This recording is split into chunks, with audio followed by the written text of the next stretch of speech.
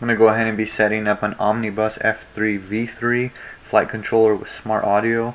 For this you will need to set up the Lua scripting as well as connect the XSR. I won't be showing you in this video. I'll link those in the description.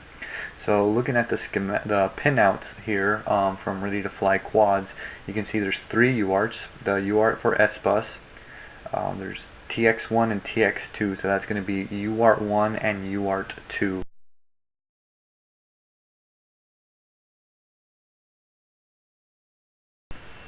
So looking at my setup, I actually soldered onto TX2. This is the red cable. You'll see, and if you follow it here, trace it back to my TBS Unify Pro Race to the smart audio connection, and the green, which is connected to the TX1, is connected to my XSR, and then the XSR is connected to the S-Bus as well. So smart port, S-Bus, as well as smart audio. So using all three UARTs on this flight controller. By the way, I did get this flight controller off of pitchrollya.net. So connecting into Betaflight, I'm going to go in and show you how I actually set this up in the ports.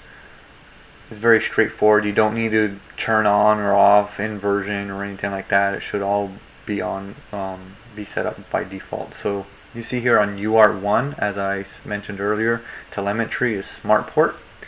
UART2 is set up to be TBS smart audio, and UART3 I have serial RX because that's my S-Bus. So if we go to oh yeah, to mention that I'm running 3.17 Betaflight. So if we go to configuration, you'll see that I set up the serial receiver to be S-Bus, as well as I turned on telemetry.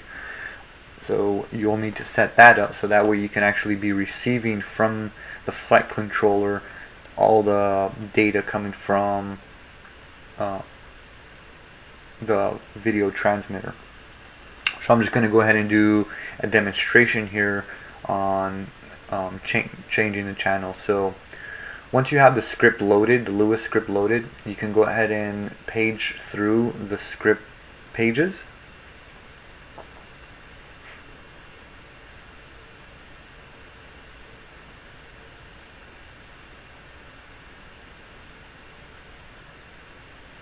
And you scroll through the pages by pressing menu instead of page. It's not the normal Taranis page over.